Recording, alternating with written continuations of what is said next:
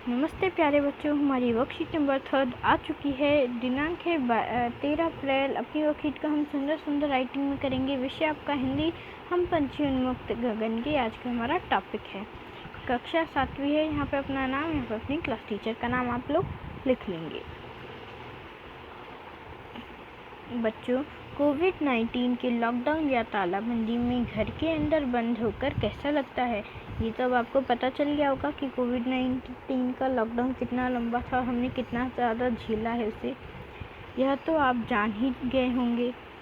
तो सोचिए, पिंजरे में कैद पक्षी को कैसा लगता होगा। आइए इसी बारे में जानते हुए कविता हम पंछी उन्मुक्त गगन के का तीसरा भाग पढ़ते हैं। यह कविता शिवमंगल सुमन द्वारा रचित है। आप लोग मेरे को कमेंट बॉक्स में ज़रूर बताएंगे कि यह कविता किसके द्वारा रचित है। होती सीमाहीन क्षितिज से इन पंखों की होड़ा होड़ी। अब हम लोग बच्चे इसका थर्ड पार्ट करेंगे। हमने 2 पार्ट तो कर लिए, अब हम इसका थर्ड पार्ट करेंगे। या तो क्षितिज मिलन बन जाता या तंती सांसों की डोरी। नीड़ न दो चाहे टहनी का, आश्रय छिन्न भिन्न कर डालो, लेकिन पंख दिए हैं तो आकुल उड़ान में विघ्न न डालो। ये थी हमारी छोटी सी पोएम। बच्चों, मैं आपको नए शब्द भी इसमें लिखा हुआ है। मैं आपको इसमें समझा भी देती हूँ ये नए शब्द जो हैं, बट आपको इन्हें अपनी नोटबुक में लिखना भी है। नीड़ मतलब होता है घोंसला, आश्रय मतलब घर, होड़ा होड़ी मतलब कि प्रतियोगिता, विघ्न मतलब बाधा। ठीक है। भाव व्यक्त कविता कहते हैं कि सीमाहीन आसमान में उड़ते हुए पक्षियों के पंखों में एक होड़ सी लग जाती है। वे आसमान की उस सीमा को छू लेना चाहते हैं जिसका कोई अंत नहीं है। वे आसमान को छूने की इच्छा रखते हैं, चाहे फिर इसके लिए उन्हें अपने प्राण ही क्यों न देने पड़े। पक्षी कहते हैं कि उन्हें घोंसला बनाने के लिए पेड़ की डाली न दो, चाहे रहने का स्थान भी तोड़ डालो, परंतु भगवान ने हमें उड़ने के लिए पंख दिए हैं, तो हमारी उड़ान में किसी भी तरह की बाधा न डालो। आइए जानिए हमने क्या सीखा। अब हमें क्वेश्चन आंसर करना है। ठीक है। प्रश्न 1 दिया गया है, पक्षी उन्मुक्त रहकर अपनी कौन कौन सी इच्छाएं पूरी करना चाहते हैं। तो चलिए बच्चों, इस क्वेश्चन का आंसर देखते हैं। तो देखिए बच्चों, आप लोग कैसे लिखेंगे। पक्षी आसमान में ऊंची उड़ान भरना चाहते हैं, अर्थात आसमान को छूने की इच्छा रखते हैं। तो चलिए क्वेश्चन नंबर 2 देखते हैं। क्वेश्चन नंबर 2 में दिया है, पक्षियों को पालना उचित है अथवा नहीं। अपने विचार लिखिए। तो चलिए देखते हैं। मैंने अपने विचार जैसे लिखे हैं, आप चाहें तो अपने अलग अलग लिख सकते।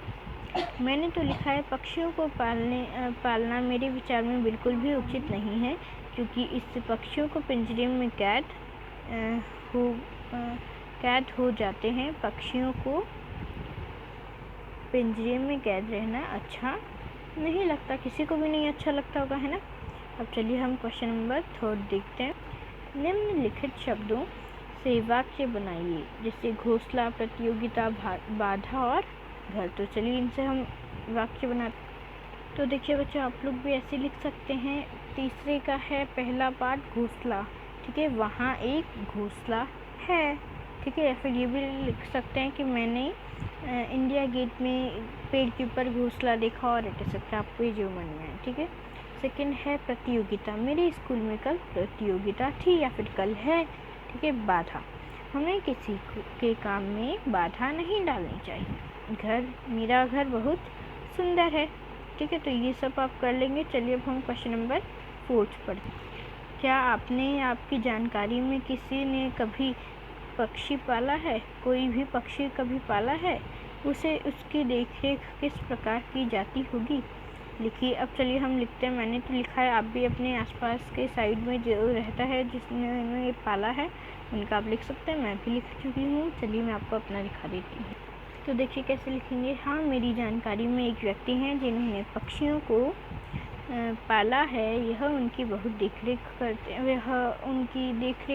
हैं। यहाँ पे यह की जगह वह आएगा। ठीक है, वह उनकी देखरेख करते हैं। ठीक है, तो कैसे लिखेंगे, वह। ठीक है, यहाँ पे मिस्टेक हो गई है, तो वह ऐसे लिखेंगे, वह।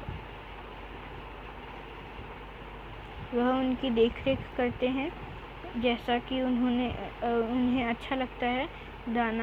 दाना खाने को देते हैं, उनके लिए पानी पिंजरे में रखते हैं और उस पिंजरे की साफ सफाई करते हैं। आप अगर दिखते नहीं हैं करते हैं, ठीक है, इसलिए करते और दिखते नहीं होगा फिर करते हैं। तो इसी के साथ बच्चों हमारी पूरी वर्कशीट कंप्लीट होती है। अगर आपको हमारे पढ़ाने का तरीका अच्छा लगता है तो आप हमारे चैनल को लाइक कर सकते हैं, सब्सक्राइब कर सकते हैं, शेयर कर सकते हैं और कमेंट करना ना भूलें। So thanks for watching students.